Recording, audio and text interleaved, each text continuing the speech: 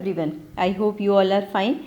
So let's start our today's session. In today's session I have brought the discussion of thermodynamic principle of metallurgy. Okay, so thermodynamic, that thermal word always relates with the temperature. So here we will see the effect of temperature on a chemical reaction also.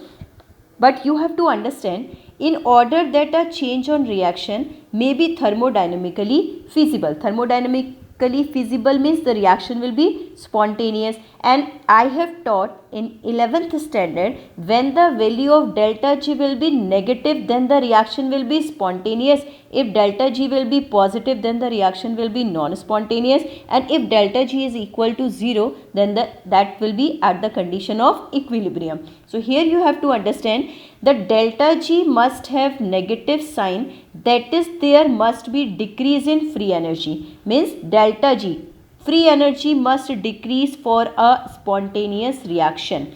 In case delta G is positive, then the change on reaction will not take place. If delta G is going to be positive, no change in the chemical reaction will be observed. Okay. Now, let's come on the Illingham diagram. So, Illingham diagram for the choice of reducing agent. So, what is the Illingham diagram? These are the graphs which have been plotted versus Gibbs energy, delta G and the temperature.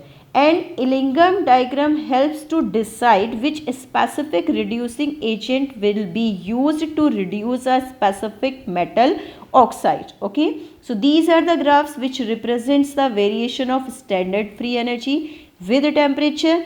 For the formation of oxides of various elements, delta G is calculated by using the relation, and the relation everybody knows that this is delta G is equals to delta H minus T delta S.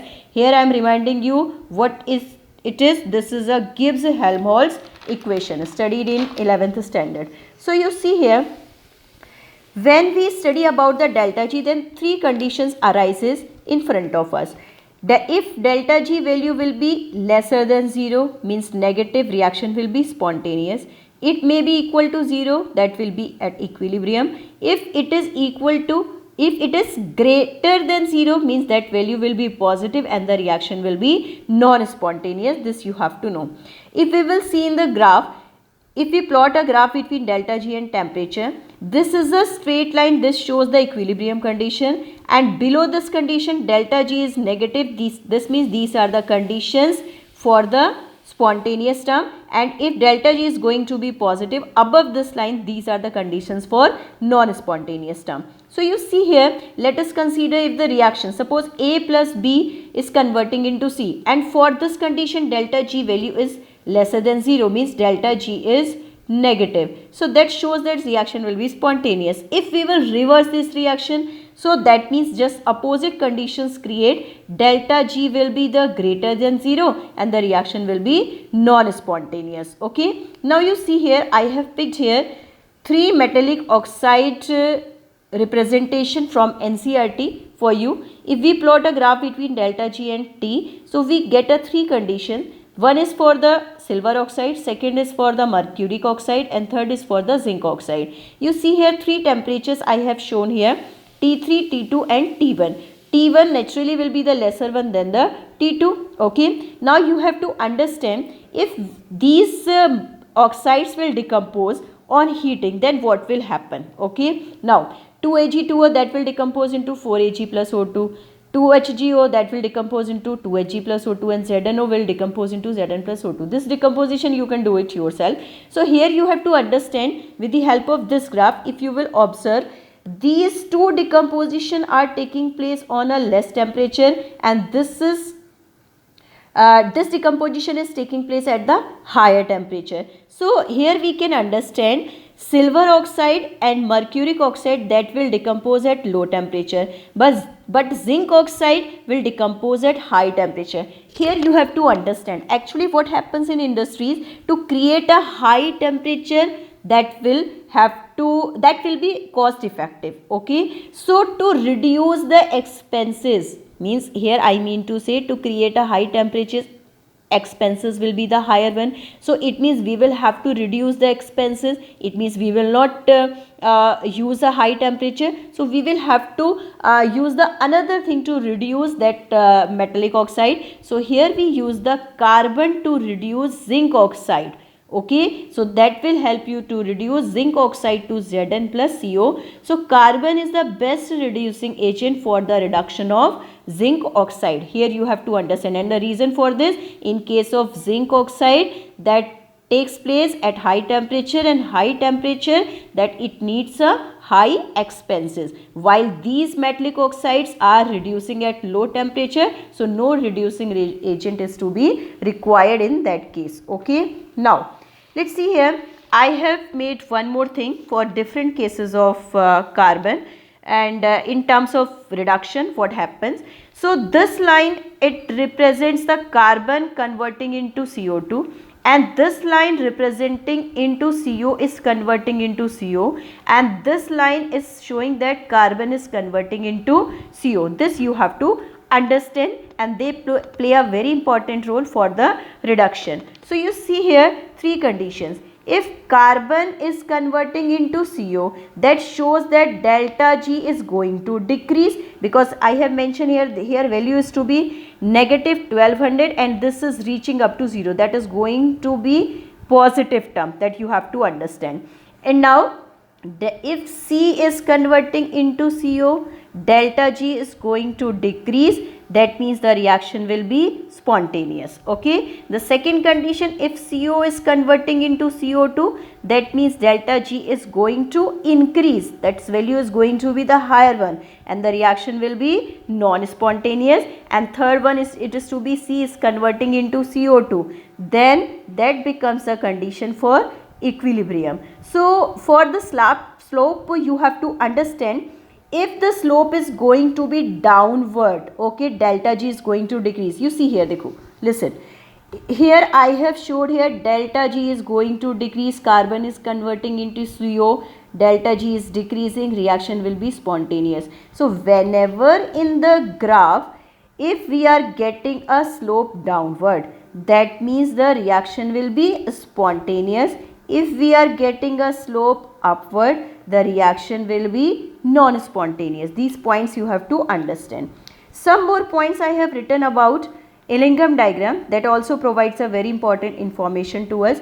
For metals like silver and mercury, delta G not exceeds 0. It becomes positive at high temperature. Okay, this means that both silver oxide and mercuric oxide decompose at their own at high temperature. It means when they will reach at high temperature, they do not need any reducing agent, they reduces itself. Okay, because their value, delta G value, is going to be positive. Okay, now see the next case.